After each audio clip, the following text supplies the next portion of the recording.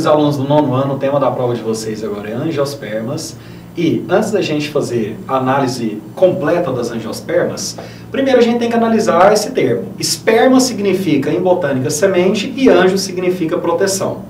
Ou seja, as plantas chamadas de angiospermas, elas têm a sua semente normalmente contida dentro de uma estrutura chamada de fruto, que é exclusiva desse grupo. E o fruto faz com que a dispersão geográfica dessas plantas seja muito grande. E também é por esse motivo, e entre outros também, que nós temos a maioria das espécies pertencentes a essa classificação das angiospermas.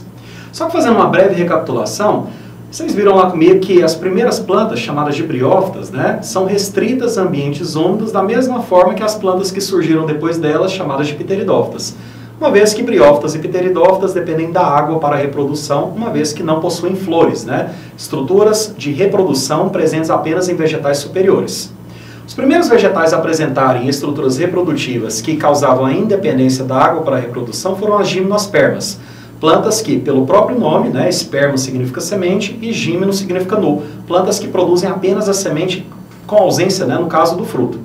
E nesse caso, pelo fato das gimnospermas não terem fruto, como no caso do pinheiro, como no caso das sequoias, por exemplo, a dispersão geográfica delas acaba sendo limitada a ambientes temperados. Porém, pelo fato das gimnospermas terem estruturas reprodutivas que alguns autores consideram como flores primitivas, elas são chamadas de fanerógamas, da mesma forma que as angiospermas. Só que no caso das angiospermas, o último grupo vegetal a aparecer, o grupo mais adaptado, as flores elas são completas, normalmente. Tendo, por exemplo, pétalas que podem ser coloridas, tendo a presença de néctar, que é o açúcar produzido na base das pétalas, que serve de um atrativo, como um atrativo para insetos e outros animais polinizadores. Então, uma diversificação de fatores acabou promovendo uma maior dispersão geográfica desse grupo e uma ocupação de praticamente todos os ambientes terrestres. Então, o que é angiosperma? São os vegetais superiores que produzem flores completas, frutos, e a semente vai estar dentro do fruto, sendo protegida pelo fruto, porém o fruto, a principal função dele, como eu citei para vocês, é causar essa grande dispersão geográfica. Como a gente observa aqui, coloquei aqui para vocês, o grupo das angiospermas, das 350 mil espécies de vegetais, cerca de 250 mil pertencem ao grupo das angiospermas. Ou seja, uma grande porcentagem das plantas, elas são angiospérmicas. Inclusive, até em sala eu comentei com vocês o seguinte: às vezes, num ambiente natural que você vai, a maioria das plantas que você observa ali possivelmente serão angiospermas, justamente devido a essa grande adaptação ao meio terrestre que elas têm. E aí, no caso, coloquei aqui, são plantas fanerógamas justamente porque elas não dependem mais da água para a reprodução, uma vez que têm flores, têm órgãos sexuais bem evidentes. Como no caso das gimnospermas, porém aqui, como eu citei para vocês, as flores elas são mais complexas. São chamadas de espermáfitas porque contém a semente, e nesse caso, a grande diferença é que a semente vai estar contida dentro do fruto. Flores completas, lembrando que as flores, às vezes, podem não ter todas as estruturas presentes numa flor completa. Às vezes a flor de uma angiosperma, ela não pode ser totalmente completa, pode ser que não estejam presentes pétalas coloridas, pode ser que às vezes nem mesmo pétalas existam, mas normalmente as angiospermas vão apresentar flores com todos os verticilos florais. E essas flores, elas podem ser apenas do sexo masculino, pode ser apenas do sexo feminino, ou então existem também as flores que são hermafroditas, ou também chamadas de monóicas, que nesse caso você vai ter os dois órgãos sexuais numa única estrutura floral. Às vezes as flores, em uma parte do ano, elas podem ter o sexo masculino, depois o vegetal pode produzir flores com o sexo feminino. Pode haver também essa alternância, esse desenvolvimento sazonal. Porém, a flor é a estrutura que vai permitir a independência da água para a reprodução, uma vez que o grão de pólen presente nessas plantas aqui e também nas gimnospermas é o gametófito masculino extremamente reduzido e que pode ser transportado pelo vento ou então por outros animais. É por isso que causa a independência da água para a reprodução. Não necessita mais de liberar os gametas no ambiente aquático. Outra característica que eu coloquei, a presença do fruto, que é uma característica exclusiva das angiospermas, e os frutos, eles podem ser verdadeiros ou podem ser pseudofrutos, ou até mesmo frutos partenocárpicos, quando eles surgem sem que haja a fecundação da flor, como acontece no caso da banana, por exemplo. Só que normalmente o fruto ele se desenvolve a partir da hipertrofia do ovário da flor. Dentro do ovário da flor você pode encontrar um óvulo ou vários óvulos, e sempre o óvulo após a fecundação vai dar origem à semente. Lembrando que o óvulo é a estrutura materna, que nesse caso contém toda a informação genética ali para que o futuro embrião esteja presente na semente e possa gerar o desenvolvimento sempre após a fecundação. É dentro do óvulo das plantas que existe o verdadeiro gameta feminino, que é chamado de oosfera. Desde as briófitas até as angiospermas, o gameta feminino é sempre a oosfera.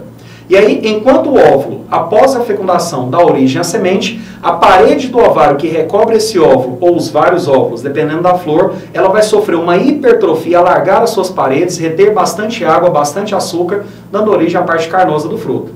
Quando, em um fruto, como no caso do caju, né, que é o pedúnculo floral, a haste que sustenta a flor, dá origem à parte carnosa e não o ovário, nós chamamos ele de pseudofruto. Ou até mesmo no caso da maçã, da pera, ou até mesmo do morango, onde é o receptáculo floral, a base de sustentação dos verticílios florais que dá origem à parte carnosa, ele também é conhecido como um pseudofruto. Então o fruto, quando ele é verdadeiro, é porque ele surge a partir da dilatação, da hipertrofia do ovário. Como acontece na azeitona, como acontece no pêssego, na manga, no abacate, por exemplo. E aí, outra característica que eu coloquei é o seguinte: a presença dos frutos vai aumentar a dispersão geográfica, ou seja, a conquista de novos ambientes por esses vegetais. Justamente porque o fruto ele serve como um atrativo, quando ele é carnoso, quando ele tem polpa, quando ele é suculento. Porque às vezes um animalzinho ele pode se alimentar do fruto, ingerir as sementes. Normalmente a semente ela tem uma proteção extra, né, contra os sucos gástricos do animal, para que o animal não faça a digestão dessa semente. E aí, geralmente, né, ela tem uma camada mais dura, uma camada que a gente chama de pétrea, justamente porque para proteger, no caso, o embrião que está lá dentro da mastigação do animal ou até mesmo dos sucos digestivos dele. E nesse caso, quando o animal defeca, nas fezes podem estar presentes as sementes e aí elas podem germinar e dar origem a um novo vegetal. Ou seja, pode ser que o animal ele ingira, ele faça a ingestão do fruto, né, em um determinado ponto X e libere as suas sementes num ponto Y, causando toda essa dispersão. E aí, aqui eu coloquei para vocês os tipos de polinização. O que é polinização? É a transferência do grão de pólen. O grão de pólen, que é o gametófito masculino aqui das angiospermas e das gimnospermas também, que contém o gameta lá dentro, que é chamado de núcleo espermático. E aí essa polinização ela pode acontecer de uma forma física ou de uma forma biológica. Por exemplo, ó, os dois primeiros casos aqui, ó, uma polinização por anemofilia ou anemofílica é aquela que vai acontecer através do vento. Normalmente, as flores, quando não têm pétalas coloridas, ou até mesmo quando não tem essas estruturas, elas se polinizam através do vento. Como acontece na flor da grama, por exemplo, que é uma angiosperma, que produz frutos que são secos, né? Porque nem toda angiosperma produz frutos carnosos. Hidrofilia, que acontece muito com vegetais aquáticos, tipo no caso da Vitória Régia mesmo, onde esses grãos de pólen podem ser dispersados através da água.